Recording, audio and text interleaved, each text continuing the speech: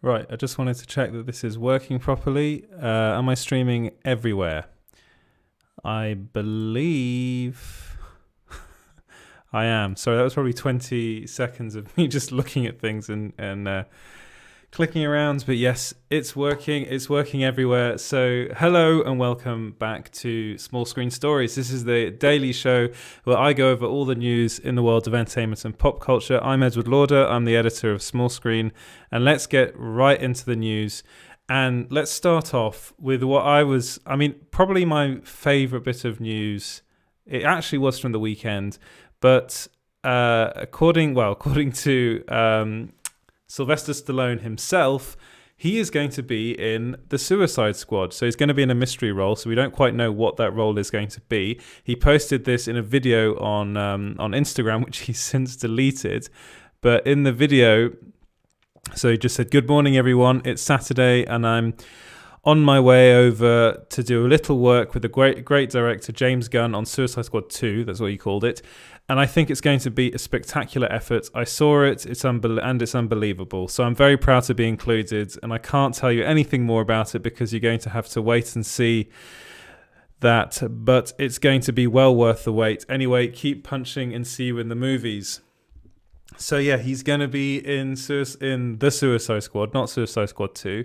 And that's great news because he is a fantastic actor, I believe. I actually think he's a really underrated actor. And James Gunn actually posted another post after this basically saying how people don't realize what a good actor Sylvester Stallone is. And he really is. He really is a bit of a hidden talent, really. If you look at him in like Rocky and Rambo and those movies, yeah, then maybe you might think of him as just that. But actually, he's watched like Demolition Man or something like that. He's actually, when he wants to be, he's actually a really good and interesting actor. And I think he's also a very good writer. A lot of people don't really know. I suppose they do, but they don't really think about the fact that he wrote Rambo. And it was a project that was very close to his heart. It's the same with the Rocky movies as well. So I think he's a bit of a hidden gem. He's a rough gem, let's say, quite rough. But I'm really, really excited to see him in the Suicide Squad. I'm also excited to know what this mystery role will be exactly. But what do you guys think? Let me know in the comments below. Right. Moving on to what is our big exclusive of the day, and that's that a new Green Arrow will be introduced in HBO Max's Peacemaker series. So, of course, this is the Peacemaker series that's coming from James Gunn. It's being written, and some of the episodes are being directed by James Gunn. He's writing the whole series, I believe. But no, according to our sources, he is going to be kind of rebooted in the DCU, and this is going to be a more comic book accurate version. So one of our sources, the one that came up with this originally, let me just get that on the... Yep, here we go. You can see that there. Let me push this stuff around. Right. Should have probably checked this beforehand. Right, there we go.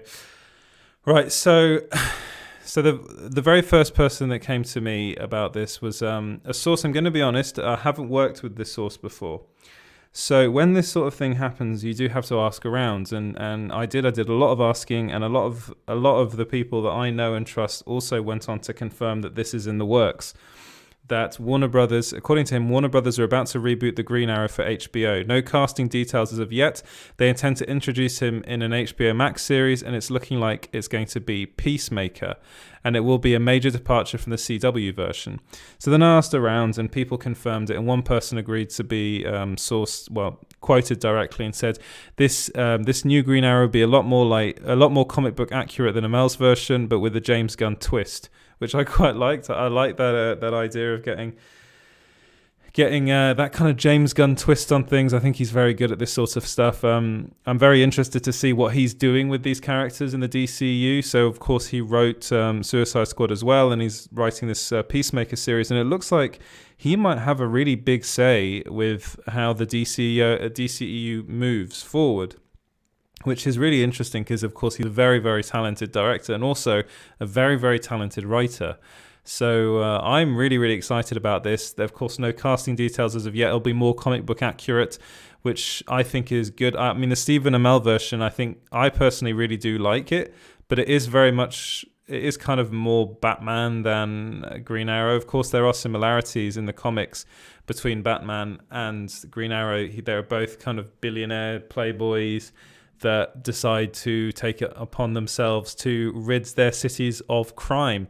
They have very different ways of going about it, though. In the comics, actually, if anything, Green Arrow is a bit more kind of quippy than he is in the series. In the CW series, he's quite morbid and kind of Batman. Like Oliver Queen is basically the CW's Batman, which is what they wanted him to be, which is the deviation they took from the comics. Whereas in the comics, he's very kind of, I wouldn't say happy-go-lucky, but he's a bit more plucky, let's say, than the version that we got in the CW. And I think that would really suit this series. I think that kind of almost like an R-rated type version of Green Arrow, I think would work really well alongside John Cena's Peacemaker. First off, I am incredibly excited to see John Cena as Peacemaker. But having him play up against Green Arrow is something that I'm really excited about, and I think it would really, really work. But let me know what you guys think about this in the comments below. Right, moving on from that's the big exclusive, and on to some more news. There's been a lot of it because, of course, I'm incorporating the news over the weekend into this show. Monday is always a bumper episode. And Margot Robbie's Harley Quinn will not be in Zack Snyder's Justice League. This is, according to Daniel Richman, who's an insider and posts a lot of stuff on his Patreon page. I got it from We Got This Covered, I'm going to be honest, but it was posted on his Patreon page. And he's claiming that Margot Robbie is not going to be back. There were rumors that she might be back as Harley Quinn because, of course, there are new scenes being shot involving Jared Leto's Joker. And there are rumors that one of those scenes in particular is going to be involving Robin and what happened to Robin. And some people speculated, I thought it made sense, that Harley Quinn would be involved in some of those scenes because she, of course, is Joker's right-hand woman, if that makes any sense. Well, yeah, she is. But she probably wasn't at this point. This is the DCU. This is Zack Snyder's version. But according to Daniel, this isn't going to happen. What do you think about this? Is this something that you'd like to see? Would you like to see Margot Robbie's Harley Quinn in Zack Snyder's Justice League? I personally think she's already in a lot of stuff. She's in the Suicide Squad. She's already had Birds of Prey. I think she probably more wants to just play Margot Robbie in that kind of Suicide Squad, Birds of Prey world, as opposed to joining Zack Snyder's kind of Snyderverse. But let me know what you guys think about this in the comments below. Right. Moving on to another. Basically, I call this a bumper crop episode. There's a lot of Zack Snyder stuff because he spoke a lot to a lot of people. So he did an interview with Grace Ranoff, and during that interview, he spoke about the trailer, and actually revealed that a trailer is coming for Zack Snyder's Justice League, and it will be arriving this week. So on the 17th. So that's tomorrow. So it'll be coming on the 17th of November. So this kind of comes after that whole bizarre debacle with the Zack Snyder Justice League trailer, where it vanished from all of Warner Brothers and HBO Max's social media platforms. And of course, a lot of people started to panic and thinking, is this Warner Brothers pulling the movie? It was then revealed that it was a music rights issue, which is a lot of people say this might not be the case, that it actually is a power play within Warner Brothers, but I don't see what that would accomplish. As far as I'm concerned, it does seem to me like it was a music rights issue, and it had to do with the song Hallelujah. A lot of people kind of said that didn't make any sense because Zack Snyder's used Hallelujah in the past in his trailers. It's a song that's very special to him. Of course, it played at his daughter's funeral. But it's, there are a whole host of reasons why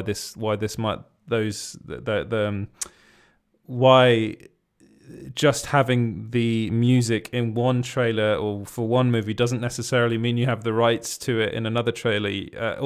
I do understand people kind of thinking, well, that sounds kind of stupid because wouldn't a great big company like Warner Brothers sort that out beforehand? I would have expected it to, but the rights probably ended on a certain day, and they had to renew that, and there was like a kind of 2 or 3 hour gap where they had to just put they didn't take them down. They put the trailers into private modes, I think, on YouTube. Maybe they did take them down from other social media platforms. But then like the IGN ones stayed up and stuff like that. So people were theorizing. But no, it seems as though it was a music rights issue. And anyway, so we're getting a new trailer. So during the interview, he said that he still has a few tweaks for the trailer before it's re-uploaded. He didn't reveal what those tweaks would entail, but he also revealed that he'd be hosting a live stream on Vero on the same day. And during this live stream, he would go through the new trailer shot by shot and give fans an in-depth look at how he made the movie and his thinking behind the shots he used. So it's definitely going to be a day to remember for fans of Zack Snyder's and all the people that pushed to get the Snyder Cut released. It's going to be a big day for them, a day of celebration. Are you excited for this? Is this something you're excited to see? To me, it sounds like it's going to be a reworking of the original trailer, like with some new bits in it.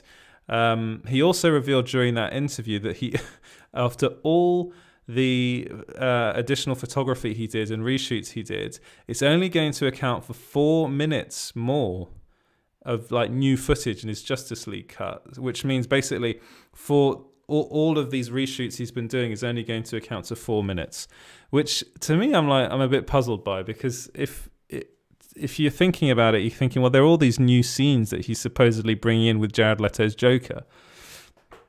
Surely those scenes alone would account for more than 4 minutes. At least I would have thought so. Again, it is rumors, it is speculation of what these scenes will entail. It's probably just going to be like a really like blink and you'll miss it moment if that's the case, if it is only 4 minutes of new footage. But he has brought back Ben Affleck, he's brought back Gal Gadot, he's brought back Ray Fisher, he's brought back Joe Manganiello, he's brought back Jared Leto. I would have thought that all of that would account for more than 4 minutes, but no, apparently he said this to Grace in the interview he did with Grace Ranoff, that it's only going to be 4 more minutes of additional footage. What do you think about that? Do you believe him?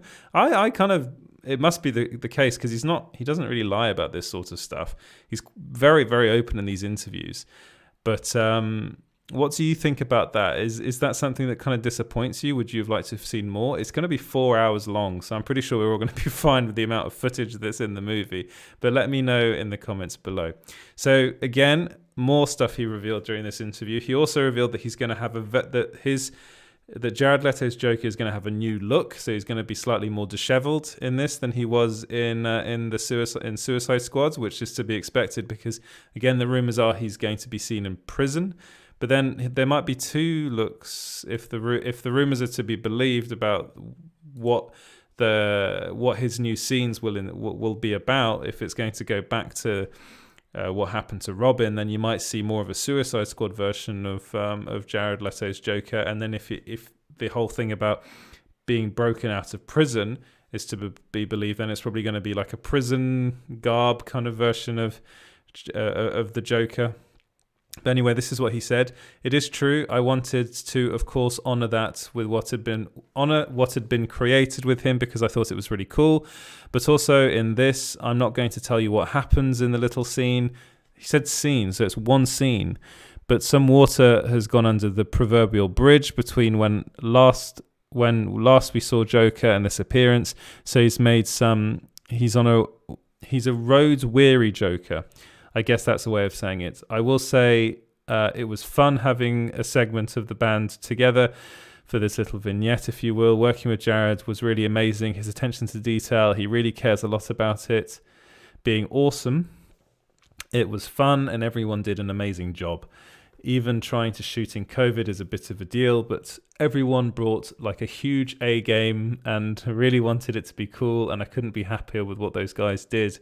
So yeah, it sounds to me like he's doing just one new scene with Jared Leto's Joker. The rumors have been that he's doing 2, but it sounds to me like it's going to, a road-weary Joker. So a different version of the Joker to the one that we got in Suicide Squad, which was, he was pretty banged up in Suicide Squad at one point, but he wasn't really road-weary. He was still that version of the Joker. And this might be because, of course, he's no longer with Harley Quinn, which would be is a very big deal for him.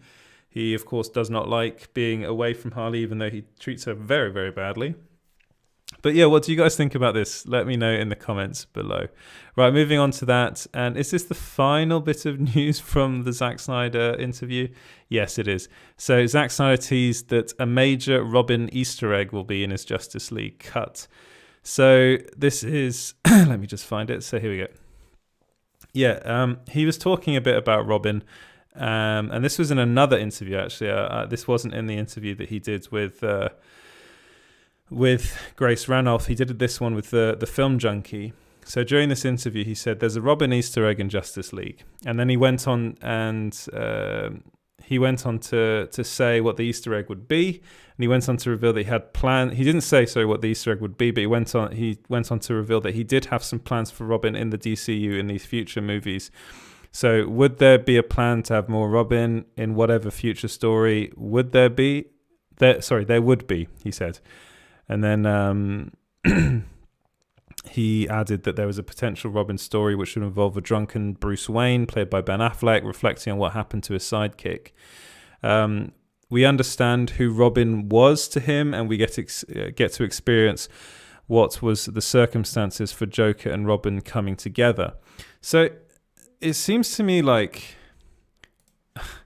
it's kind of you're trying to put together a lot of these pieces, and he's talking about all these this Robin scene in particular with the Joker. So does that mean that there will be some sort of Robin Joker scene in this Justice League or in a future Justice League film? Is he saving that? Is he keeping that in his back pocket for another movie? But that could potentially be the case. But we're going to have to wait and see. But let me know what you'd like to see happen with Robin in the DCU. Let me know. Right, so sticking with the DC Comics movies, but not the DCEU, and Constantine 2 is apparently in the works, according to actor Peter Stormare. So he, of course, Stormare, I think, I can never say these names. I'm not very good at saying people's names, I'm going to be honest. But he's, again, you will know who he is. He played Satan in the first Constantine movie, which was directed by Francis Lawrence, who then went on to direct some of the Hunger Games movies. He's I really, really do love the first Constantine film. There are problems with it, granted, but I did really enjoy it. As a kid, I remember really, really loving it. It was probably one of the kind of scariest comic book movies, apart from maybe the other Blade films were pretty scary as well. But it kind of was in that wheelhouse of that sort of scary, spooky comic book movie, which they really don't make enough of anymore. I'm going to be honest. It's a bit of a shame that they don't make enough of those. They don't make any films like that anymore. But no, so according to him, this is something that is in the works. So he actually revealed this on Instagram. Again, it's in the works. It doesn't necessarily mean it's happening, but they're obviously talking about it, which, that's the first step. That's what you want. If you want to see this film, that's the first step. They've got to start talking about it, probably come up with a script, and hopefully, fingers crossed, it will come out at some point, and we will get to see Keanu Reeves play John Constantine again. I have said this in the past. I do not believe Keanu Reeves is anything close to the comic book version, which was, of course, created by Alan Moore in the Hellblazer comic series. But he's an interesting version. I like him, and I think he's something different, and I think he's actually grown a lot as an actor since that movie, so it'd be really interesting to see him come back to the role. But let me know what you think about that in the comments below. Right, so moving on to the news that Chris Pratt will feature in Taika Waititi's Thor Love and Thunder. This was revealed by The Hollywood Reporter. So, of course, this is kind of to be expected, because at the end of Endgame, we saw Thor leave with the Guardians. So we know that we know that Thor at the end of Endgame is with the Guardians of the Galaxy. So it kind of makes sense to think that Chris Pratt's Star-Lord will feature in some way, possibly even other characters of the Guardians of the Galaxy. Of course, it's been rumored. And that rumor comes from Grace Ranulph, who then tweeted out saying that Rocket, Raccoon, and Groot are also going to have key roles in this movie, which is interesting as well, because I think the three of them actually would work really well with Thor. And we saw them kind of interact together in the Avengers movies, and I really, really enjoyed it. I think a lot of other people liked seeing Thor with Rocket, Raccoon, and and Groot. I believe Groot is in those scenes as well. It's been a long time since I watched those films. There's a lot that happens in those movies as well. But yeah, this is according to The Hollywood Reporter. We've got Chris Pratt coming in the movie, and of course, according to Grace Ranoff, we've also got Bradley Cooper's Rocket Raccoon and Vin Diesel's Groot. Of course, Vin Diesel did actually tease that this was going to happen during an interview he did for Bloodshot, so that was kind of teased already. We already kind of knew that was happening.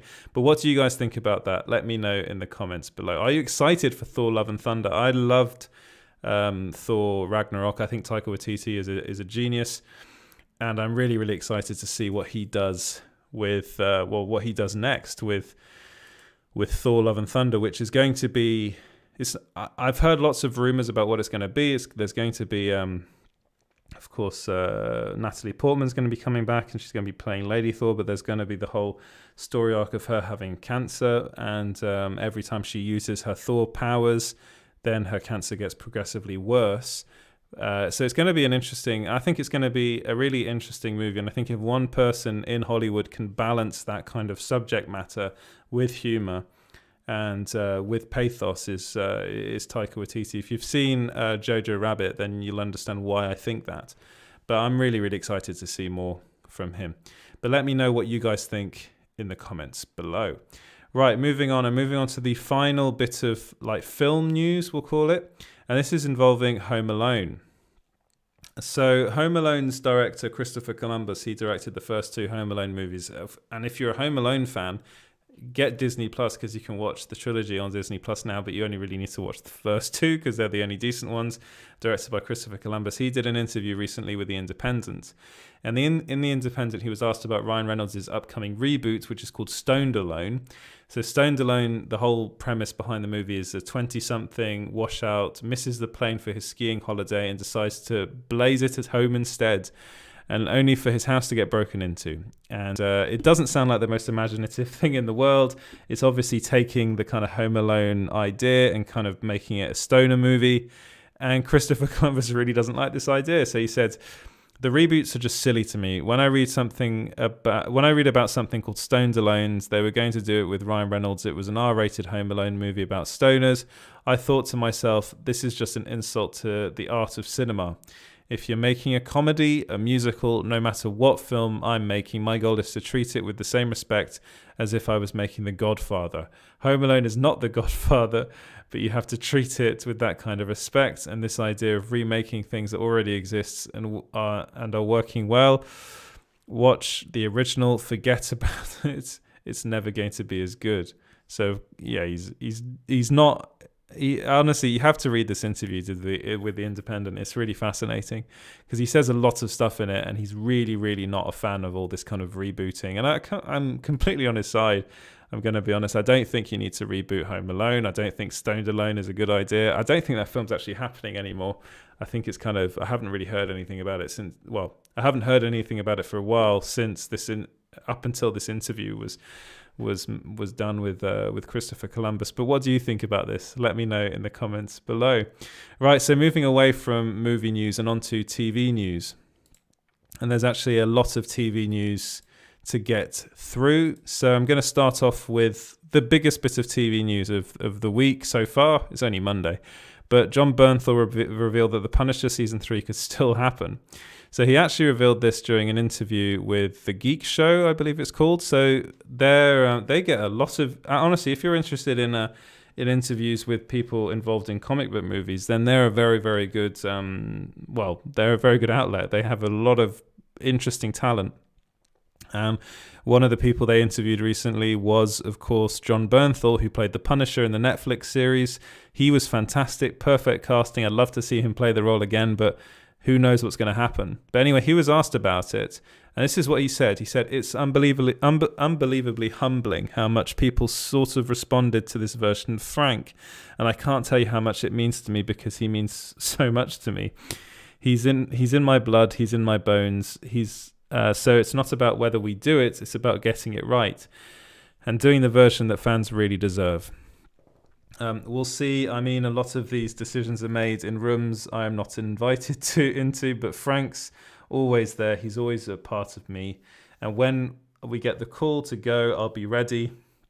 and I'll make sure to do everything I can to make sure that we do it right, or we won't do it at all.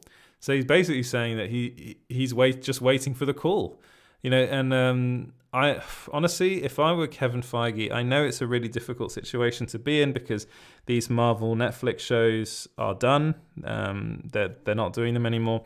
But there are two actors in particular that I think, well, three to be honest. But I really do think that Charlie Cox, John Bernthal, and Kristen Ritter really deserve to play those characters that they played. Also, Mike Colter, I think, is a great Luke Cage. I really do think they deserve to play those characters in the MCU. They spent such a long time with those characters in the Marvel Netflix shows that it would be a shame to just see them dropped. I kind of understand with Finn Jones, because I don't think Finn Jones was particularly good casting to begin with. But you can bring these characters into the MCU. You can do something with them, especially with all the Disney Plus stuff that's going on. You can do something there. And I think there's an element of Kevin Feige just wanting to have complete control over everything, and he didn't like the fact that he didn't have control over those Netflix TV shows. I mean, I think that was Jeff Loeb that was in charge of those, I believe. But that you can see that kind of happening with Agents of S.H.I.E.L.D. as well. It's being kind of pushed to the side of the MCU. But it is technically still part of the MCU, and people do love that show. People loved the Netflix Marvel shows as well. And I think those people, Kevin Feige and some of the higher-ups at Marvel Studios, they are forgetting about that. They're forgetting about those fans. And I really do think that, I don't know if it's going to happen, but I do think the likes of John Bernthal, Charlie Cox, and Kristen Ritter, and Mike Colter, really do deserve another shot. They deserve a shot at playing these characters in the MCU. They're good enough actors. They've proven that. I mean, I really don't think, now that we've seen John Bernthal play Frank Castle, I don't think you can see anyone else playing him. It's just one of those things. It's like you kind of got to go with it. And I know fans will love to see him come back. I know it will be probably one of the most watched Disney Plus Marvel shows around because he's so popular. I think they don't realize how popular he is. He's so good as well. He's like, I genuinely watched the first season of The Punisher and even season 2 and watched John Bernthal's performance and thought this could win him a Golden Globe or an Emmy. He's that good in it. He really is. But what do you guys think? That's enough from me about that. Let me know in the comments below. Right, so this next bit of news, I'm going to be honest, I don't know much about this character, but according to Geekosity's Mikey Sutton, a Darkhawk series is in the works, so going to be coming to Disney Plus. So Darkhawk is a character I'm not overly familiar with. I haven't read any of the comics, but as far as the as Mikey Sutton's article is concerned, he said, a few months ago I scooped that Darkhawk was being discussed to be Nova's BFF in his cinematic franchise, his Falcon, so to speak. I've since been told by inside sources that Darkhawk is in early development for his own series on Disney Plus. And he went on to say that it could end up being a more cosmic show, which of course the current MCU series are not cosmic. They're very much grounded on Earth. You have the likes of WandaVision, which is that's in Wanda Maximoff's head, but it's still very much kind of Earth focused. The Falcon and the Winter Soldier, Loki as well, because Loki's going to be like a time traveling thing.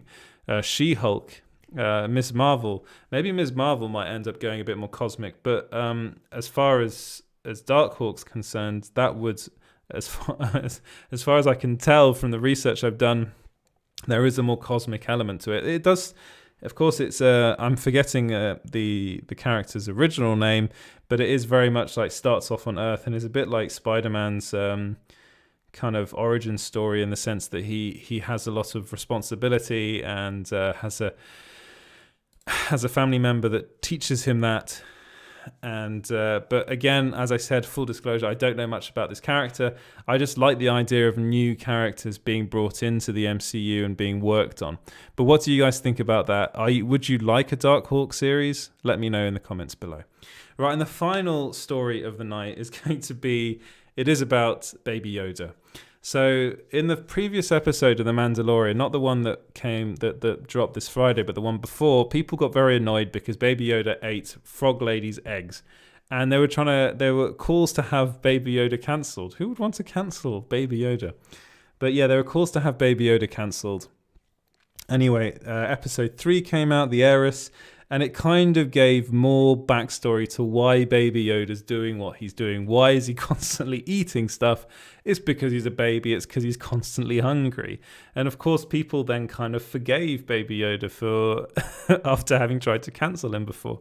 And if you go on Twitter and type in Baby Yoda, you'll see all this for yourselves. You can go on the article and have a look at some of the tweets. They are quite amusing, I have to say. And I think people were far too quick to try and cancel Baby Yoda, and also why do that? I don't really understand that. It's a TV show, it's a Star Wars TV show, it shouldn't be taken too seriously. I think that part of it was probably that was far too serious. But no, it seems as though he's been forgiven for having eaten Frog Lady's eggs. Also, in the episode, it seemed very much as though Frog Lady and her husband, I don't like calling her Frog Lady, but there's no other name, were very much okay with Baby Yoda being there, and it looked like he didn't want to leave when there was a new kind of hatchling. But yeah, that'll do it for this evening. That was a lot of stuff to get through. I probably got through it far too quickly. Let me know what you think about these stories in the comments below. If you've got any comments or any questions, please reach out to me. You can reach out to either me directly on Twitter, EJ Lauder, or Smallscreen, which is at SmallscreenGB. That's everywhere, by the way, SmallscreenGB on Instagram, Facebook, and Twitter. You can also subscribe if you like watching this video. I know it's probably quite laggy. Again, it seems to be an issue with my my laptop, the stuff I've got to work with, but I'm trying to sort that out. And you can also, if you want to write for us, you can email me at hello@small-screen.co.uk.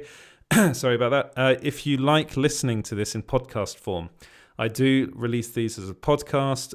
That's at Small Screen Stories.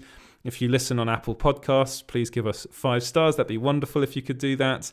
You can also listen wherever you get your podcasts. It's available everywhere. And with that, I will say goodbye. Thank you